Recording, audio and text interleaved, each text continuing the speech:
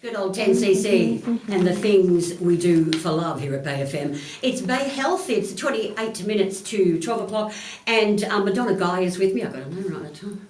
Not that Well done. Not, she is you are memorable, don't get me wrong. It's just my little grey cells. Now, we're talking about Aspergers and being on the autistic scale, yes, whatever they spectrum, call it, yes. and maybe early intervention. So, just say I have a bub and about 2 or 3, I think that's something wrong. Yes. What can I do to help them before it really sets in with puberty? Yeah, so it's one of those things that from a medical perspective, there's not a heck of a lot that can be done until there are symptoms like neurological and mental health conditions, and then they start medicating with things like dexamphetamines and Ritalin and all sorts of bits and bobs like that. From the natural perspective, we would always start to work out where the nutritional deficiencies started. Yeah. So we would look at the diet, make sure that the child isn't having things that they're allergic to. So we've got several ways of doing that at New Leaf. We sort of do things like kinesiology and food detectives and stuff to make sure the diet is as clean and whole as possible. Like Dr. Ross said, it's simple. You keep it clean, you keep it healthy, you keep it real, your food. So the food, unfortunately, it needs to be healthy. What a surprise. If you've got a kid who is displaying some of these symptoms, diet is crucial. What you are putting into your body every single day is what's feeding that brain. Second thing is you need to work out if there's any infections in the background.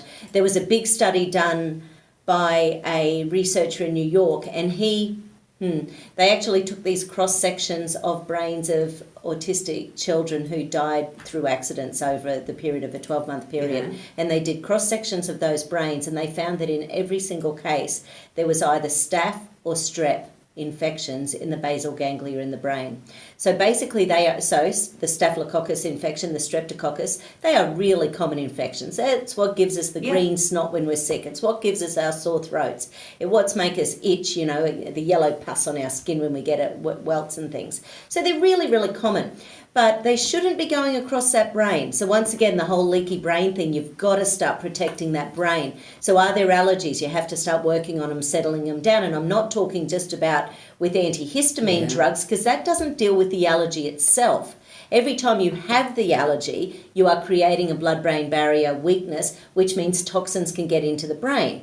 You need to take, and I know the symptoms can be relieved by taking those drugs, but this isn't about symptomatic relief. This is about actually getting to the cause of what's causing the leaky brain so that you can start rewinding it. So are they intrinsically joined? You don't get Aspergers if you don't have a leaky brain? Absolutely. Is that true? Okay, it's absolutely true. Good. You cannot have Aspergers you can't even have anxiety or panic attacks or depression without an inflamed brain, and we're talking the same thing with autism and ASD. So I'm going to go out and buy that fish oil, aren't I? Absolutely. So then the fish oil does two things, and once again it comes down to dose, and it comes down to really buying a purified brand. A lot of fish oils, just imagine what's floating in the ocean these days. So if you're Plastic. just having, if you're eating normal fish that hasn't been purified, then you're getting all those toxins in there. So what should I buy? There are a couple of brands that I recommend. The Ethical Nutrients is quite good and the Metagenics is quite good. So those ones actually go down to 100 times less than the government recommends. Any brand will do what the government recommends, but the government does not have the best interest for toxicity. Now, are there more girls and boys that get Aspergers? Oh, more boys, absolutely, 4 times more boys. And why is that again? Is that to do with hormones? I don't understand. I actually don't know the answer to that one. It's interesting because there's 4 times more autism in boys and yet there's 8 times more autoimmunity in girls. So I think they're just different ways of manifesting the same sort of issues that are on the planet at the moment. So for whatever reason, in women, our immune systems are attacking our cells 8 times as much.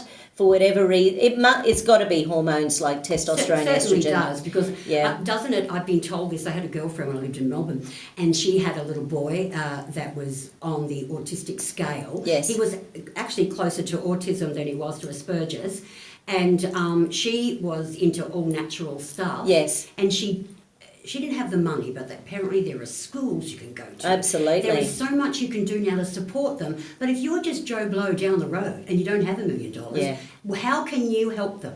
Actually, I will just mention, I read in the Wynnum Herald last week, there is a new Friday night group that's been put together for kids with autism. Wow. So that's a good idea. I don't know what it's called. I'll look it up. If you Google that, I will find it. Yeah. Because I was reading about it. Someone just happened to start it because, of course, the kids feel isolated. They feel lonely. They're normal. Sorry, I don't mean to use the word normal. But the average child often just can't put up with their little, tics and traits and, those sort of things. So what we would do, we would look at essential fatty acids because that's the sort of thing that helps to heal that blood-brain barrier. The DHA in fish oils, so there's EPA and DHA. No. Okay, so in fish oils, there's two main components.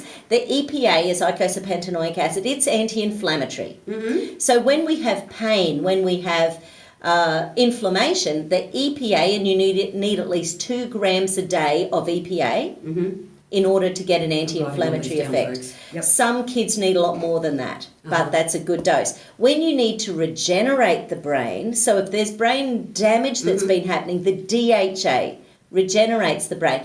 So classic DHA baby brain. EPA. Yeah. Yeah, baby brain that and women who get depressed after giving birth. Absolutely, that's a DHA deficiency. Now, DHA regenerates the brain for things like dementia and Alzheimer's, but for really, so if the brain tissue for whatever reason has started to deteriorate, DHA. Listen, we're talking with Madonna Guy, and of course she's from the New Leaf Natural Therapies at Wynnum. You're at Edith Street? Edith Street, 94. 94 Edith Street, talking about everything to do with being on the scale, Aspergers right through to autism, on Bay FM Health. Medical Centre and Skin Clinic.